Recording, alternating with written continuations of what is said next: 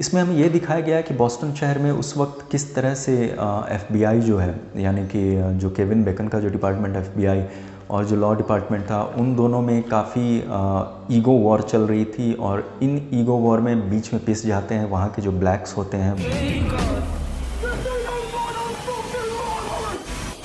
I don't want this investigation taken from me. Then we do it my way.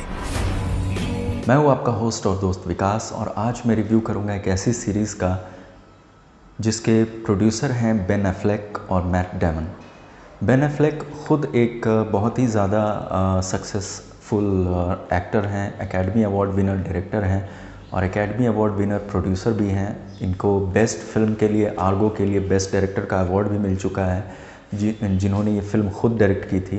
वैसे तो Ben Affleck का काम main काम acting का है, लेकिन ये इतने ही अच्छे डायरेक्टर भी हैं, इतने अच्छे प्रोड्यूसर भी। जिस सीरीज़ का मैं रिव्यू करने वाला हूँ, सीरीज़ का नाम है city on a hill.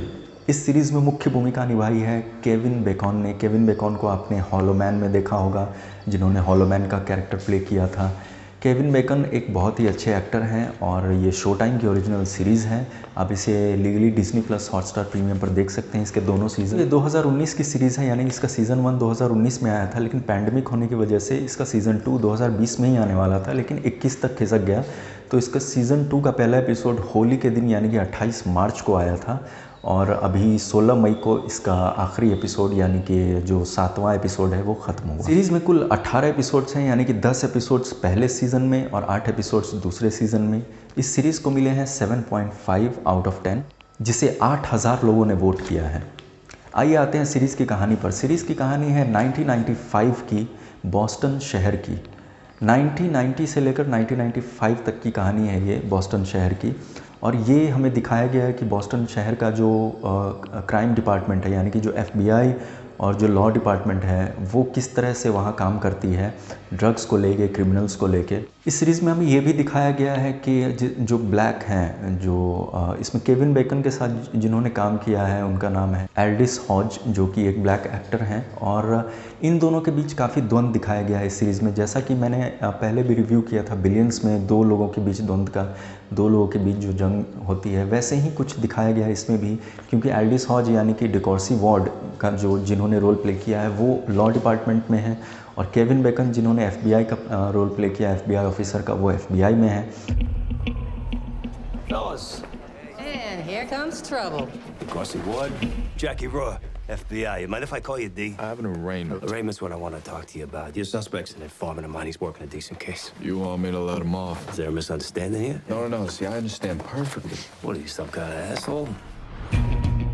I got no love lost for the Boston Police Department, but there was a time when I would never have to explain myself. Listen, 100K in a bag and you turn it in with only 75. Doesn't mean you're a bad guy. तो यहाँ police और law department के बीच काफ़ी झगड़ा चलता रहता है, काफ़ी सारे क्राइम्स को लेकर। इसमें हमें ये दिखाया गया है कि बॉस्टन शहर में उस वक्त किस तरह से एफबीआई जो है, यानी कि जो केविन बेकन का जो डिपार्टमेंट एफबीआई और जो लॉ डिपार्टमेंट था, उन दोनों में काफ़ी ईगो वॉर चल रही थी। और इन ईगो वॉर में बीच में पिस जाते हैं वहाँ के जो ब्लैक्स होते हैं वो। और इसमें जो काफ़ी सारे जो ब्लैक एक्टर्स हैं, उन्होंने भी काफ़ी अच्छा काम किया है।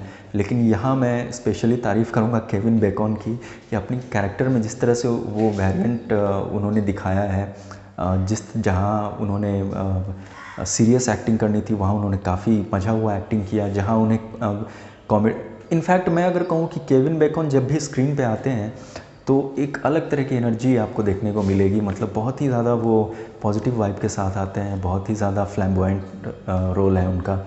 तो मुझे ये काफ़ी देखने में मज़ा आया। तो जो लॉ डिपार्टमेंट है और जो एफबीआई है, उन दोनों में काफ़ी ज़्यादा ईगो वॉर चल रहा होता है ब्लैक्स को लेके या किसी भी तरह की केसेस को लेके। लेकिन यहाँ काफ़ी सारे इंसिडेंट्स होते हैं, जैसे कि ड्रग्स भी बेचे जा रहे हैं, किसी की मौत भी अगर हो जा रही है तो उसके लिए दोष दिया जाता है वहाँ के ब्लैक्स को। जिस तरह से कुछ फेक इनकाउंटर्स किए गए बॉस्टन सिटी में, उसको भी दिखाया गया कि किस तरह से ब्लैक समझ के उन्हें मार दिया गया। और जैकी रॉर का जो किरदार है वो ग्रे शेड कह सकते हैं, वो ना तो निगेटिव है ना ही पॉजिटिव है, लेकिन मेरे लिए तो मुझे पॉजिटिव ही किरदार लगा, क्योंकि केविन बेकन का मैं बहुत बड़ा फ़ैन हूँ। एल्डिस हॉज ने भी बहुत अच्छा काम किया है, काबिल तारीफ़ काम किया है, क्योंकि उनका जो प्रेजेंस है पूरी सीरीज़ में वो एक बहुत ही डिग्निफाइड लॉयर के रूप में उन्हें दिखाया गया है कि किस तरह से वो स्ट्रगल करते हैं, जो सच है वो सच के लिए लड़ते हैं, जहाँ गलत है वो उसे बख्शते भी नहीं।